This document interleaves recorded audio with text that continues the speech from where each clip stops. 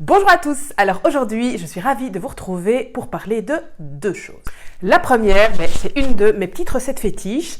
Comme à mon habitude, une recette vite fait, bien fait, aux petits oignons, super goûtus, mais que vous pouvez faire quand vous rentrez crevé de votre journée de boulot sans devoir vous prendre la tête, c'est les kimchi jeon. Le kimchi jeon, qu'est-ce que c'est? Eh bien c'est tout simplement un petit pancakes qui est fait à base de kimchi. Et la deuxième partie de la vidéo, restez bien jusqu'à la fin, je vous propose un petit concours pour gagner une Chanbox Corée du Sud.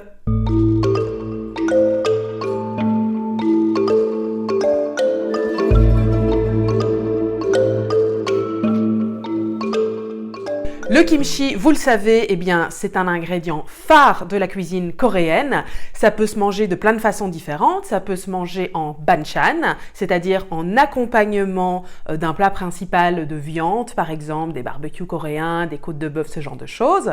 Mais c'est aussi un ingrédient qu'on peut utiliser pour faire d'autres recettes. C'est pour ça que pour moi, il faut toujours avoir du kimchi dans son frigo. Vous pouvez l'utiliser pour faire du riz sauté au kimchi, du riz frit au kimchi, vous pouvez l'utiliser pour faire des ragoûts, vous pouvez l'utiliser pour faire des soupes. Alors moi, mon petit péché mignon, c'est de le mettre dans un sandwich avec un bon fromage bien goûtu du type Vieux Bruges. Bonjour les amis, alors voilà, comme promis, nous allons faire notre petit kimchi jeon. Deux écoles en la matière, soit vous faites un grand pancakes et vous le découpez en petits carrés pour que chacun puisse se servir à son gré, soit vous faites des pancakes de taille plus réduite, individuelle on va dire, et à ce moment-là vous le faites avec une petite poêle. Moi c'est l'option que je préfère parce que en fait j'utilise souvent les kimchi jeon comme un petit encas ou alors comme un repas assez léger pour le lunch ou le soir. Vous ajoutez une petite salade à côté ou ce que vous voulez et c'est parfait quand vous n'avez pas eu l'occasion de cuisiner. Vous pouvez également les congeler, donc n'hésitez pas à les faire en série et à en congeler quelques-uns. Vous les ressortez quand vous n'avez rien dans votre frigo et je vous assure que vous serez très content. Petit tour de présentation traditionnelle des ingrédients. Alors, nous avons ici 100 g de farine de blé, squeak. Là, vous avez une petite cuillère à café d'ail frit. Vous pouvez utiliser de l'ail en poudre aussi, tout simplement. Un oignon ciboule coupé en petits morceaux. Un petit œuf. Notre petite conserve de kimchi. 100 ml d'eau. Bien sûr, un peu d'huile, histoire de pouvoir faire cuire tout ça. Et alors, mais ça c'est une touche perso qui n'est pas dans la recette originale, mais que j'aime ajouter, eh bien ce sont des graines de sésame noir toastées. Alors les kimchi jeon, vous pouvez également les déguster avec une petite sauce qui va bien. Soit vous faites le traditionnel mélange sauce soja et une petite pointe d'huile de sésame, soit vous pouvez également faire une sauce à base donc de sauce soja, ça c'est certain, une petite sauce à base de sauce soja, avec une pointe de vinaigre. Alors moi j'ai choisi ici le vinaigre noir qui se rapproche un petit peu de la famille des vinaigres balsamiques. Donc il est assez doux, il apporte une touche intéressante au petit mélange que je vais faire avec la sauce soja. Alors je vais commencer par casser mon œuf.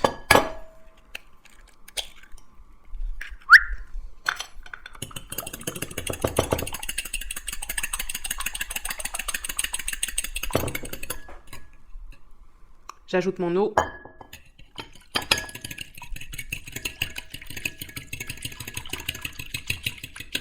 Ensuite, vous pouvez ajouter la farine en pluie. C'est le plus adéquat. Vous faites ça petit à petit, progressivement.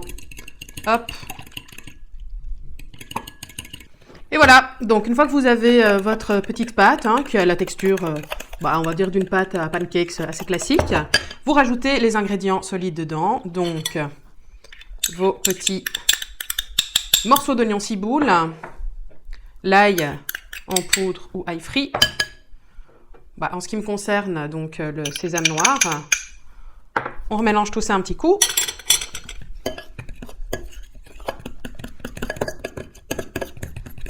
Là, c'est donc le moment d'ajouter notre invité. Pas mystère du tout pour le coup. Notre petit kimchi. Alors dans le kimchi, si vous n'en avez jamais mangé, il y a des éléments solides et des éléments liquides. Soit vous mettez le tout dans votre pâte à pancakes, soit vous ne mettez que les éléments solides, mais par pitié, ne jetez pas le liquide, gardez-le. Vous pouvez en faire une soupe, vous pouvez l'utiliser comme assaisonnement dans une omelette, dans un riz, dans des nouilles. Donc, essayez vraiment d'utiliser les deux. Moi, je ne vais pas faire la fine bouche et je vais mettre l'entièreté des morceaux. De nouveau, vous pouvez choisir de les couper ou de les garder assez denses. Ce sont des morceaux qui ne sont pas énormes, mais qui ont quand même une bonne petite largeur. Vous allez voir ça tout de suite.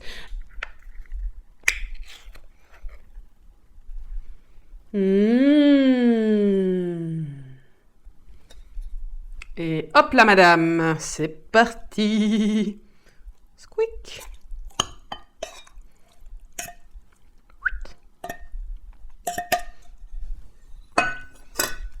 Faut savoir que généralement, le jus est un petit peu plus piquant parce qu'il a concentré les saveurs que les aliments solides. Et voilà. Ouh là là, que ça sent bon cette histoire. Ça va être bon. Alors, on va se mettre un petit peu d'huile dans notre poêle. Hops, moi c'est l'équivalent d'une cuillère à café. Il m'en reste encore un petit peu si jamais la poêle colle pour les derniers. Je sais pas combien je vais pouvoir en faire avec ça, mais à mon avis, 5-6. Et on est parti avec notre première louche. Hop là. On essaye de disposer évidemment les morceaux de chou de manière adéquate un peu partout sur le pancakes. Zoom. Alors, notre pancake commence à avoir une bonne tête et surtout, il commence à sentir très très bon. Alors, on va tenter un retournement. Je suis pas très bonne pour faire ces choses-là. Hop là, ça va, je me suis pas trop mal débrouillée. Et voilà les amis, nos kimchichon aux graines de sésame noir avec leur petite sauce. Alors, j'avais plus ou moins bien prévu le nombre. Il y en a 5, d'une taille d'à peu près 10 cm de diamètre. Bon, avant de les déguster, je vais vous expliquer en quoi consiste le concours. Alors, je suis donc ravie de vous proposer le premier concours d'une série qui porte sur la cuisine de la Corée du Sud. La Chan Box, je vous l'ai déjà expliqué dans une précédente vidéo, je vous mets le lien ici. Eh bien, c'est un concept d'immersion dans une culture culinaire. Donc, c'est vraiment essayer de connaître les bases de cette culture culinaire, d'apprendre à apprivoiser les ingrédients et de pouvoir concocter des recettes facilement et rapidement. À la base, en fait, je ne détaille pas le contenu de la Chan Box parce que comme je considère que c'est une expérience à vivre, une véritable immersion dans une gastronomie plutôt qu'une box repas, je préfère laisser la surprise globale lors de la réception de la box. Je vais faire une petite exception cette fois-ci pour le concours pour que vous puissiez un petit peu comprendre de quoi il s'agit. On détaille un petit peu ce qu'il y a dans cette box ? Alors, premier ingrédient de notre petite box Corée du Sud, ce sont les nouilles au jjajang. Les nouilles au jjajang, ce sont des nouilles à la sauce soja noire qui sont vraiment typiques de la Corée du Sud. Après ça, on passe au kimchi, évidemment. Est-ce que je peux vraiment vous proposer une box Corée du Sud sans kimchi? Je ne crois pas. Alors voilà, nous avons notre petit kimchi comme ceci. Pour ceux qui ont la flemme de faire leur kimchi ou qui en consomment par caisse, comme c'est mon cas, ça, c'est vraiment une très bonne formule parce qu'il est... Il est vraiment bien en fait, il est tout à fait piquant, mais il vous arrache pas non plus, donc il a vraiment une juste mesure pour vous proposer une expérience du kimchi qui est totalement concrète, mais sans vous arracher le palais non plus.